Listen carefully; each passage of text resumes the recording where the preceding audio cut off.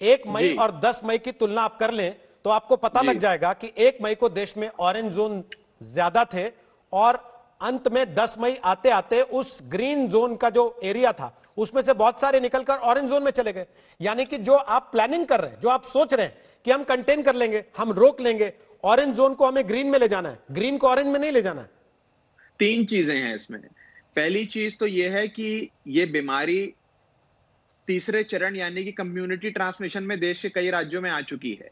हमें सबसे अहम चीज ये करनी है कि हमने मौत नहीं होने देनी है, लोगों की जानें बचानी है। अगर कोई ऐसे व्यक्ति हैं जिनको हुआ है, उनको इलाज देकर ठीक करना है, मौतें नहीं होनी चाहिए। उसके लिए पूरा हेल्थ इंफ्रास्ट्रक्चर सरकार ने बना लिया है, एक विषय।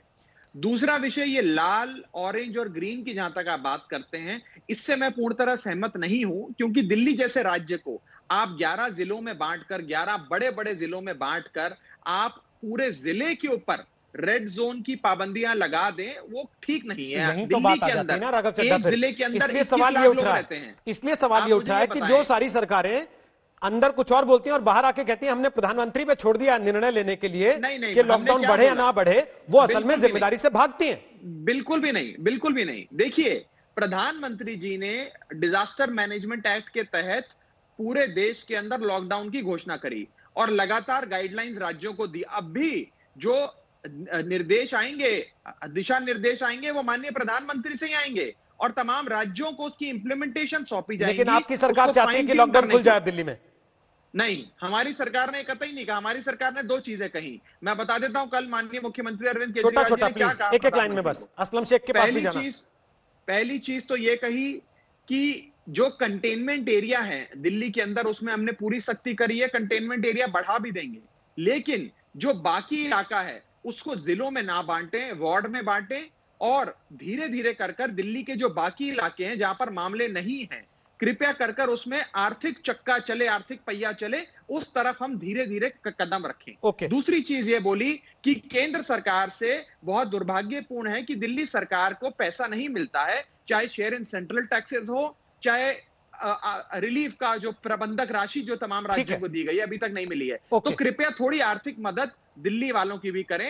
ठीक। और इसी के साथ साथ जो निर्णय माननीय प्रधानमंत्री जी से आएगा, मुझे लगता है तमाम राज्य नहीं, उसका तमाम उसको राज्य मानेंगे उसको ही, उसका मानेंगे, पालन ये करेंगे। बात सच है, लेकिन असलम शेख अब ये सवाल भी खड़ा होने लगा, कल उद्धव ठाकरे ने भी कहा कि लॉकडाउन को लेकर केंद्र सरकार ही सारी गाइडलाइन, सारे दिशा निर्देश तय कर दे।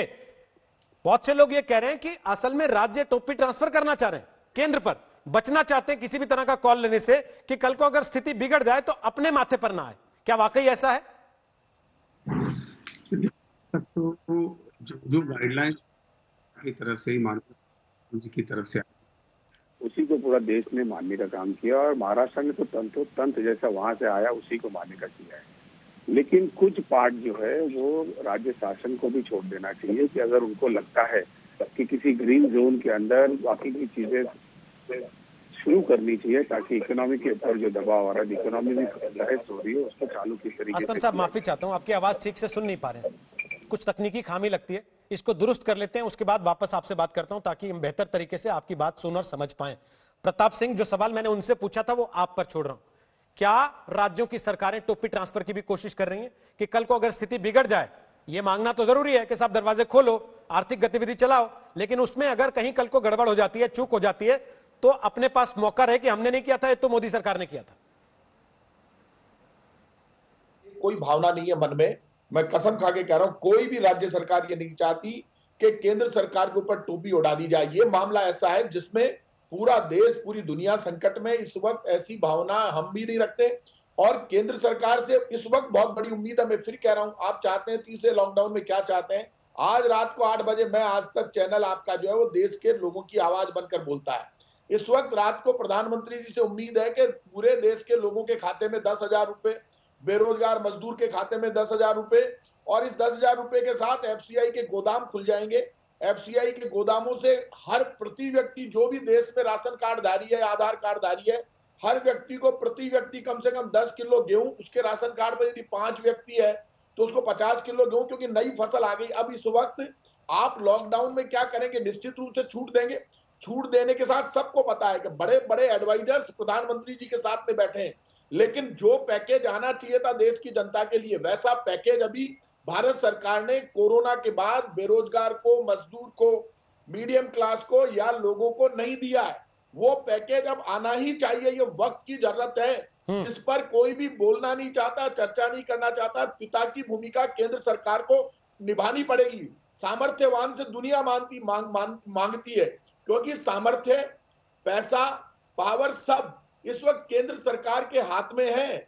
यदि आप पेट्रोल और डीजल पर 12-13% एक्साइज ड्यूटी बढ़ाकर जो दुनिया में सस्ता हो रहा है पेट्रोल डीजल का फायदा जनता तक नहीं पहुंचाते हैं, तो जो पैसा बच रहा है उस पैसे को आप 10,000 रुपए के रूप में डायरेक्ट खाते में दीजिए। आपका सवाल, एफसीआई के गोदामों के जरिए गेहूं दीजिए, लेकिन जनता को आज के 8 बजे के संबोधन में प्रधानमंत्री जी को मैं फिर कह रहा हूं, हाथ जोड़कर विनती है, ये मजदूर जो पैदल चल रहा है उसको रोटी भी चाहिए, रोजगार भी चाहिए।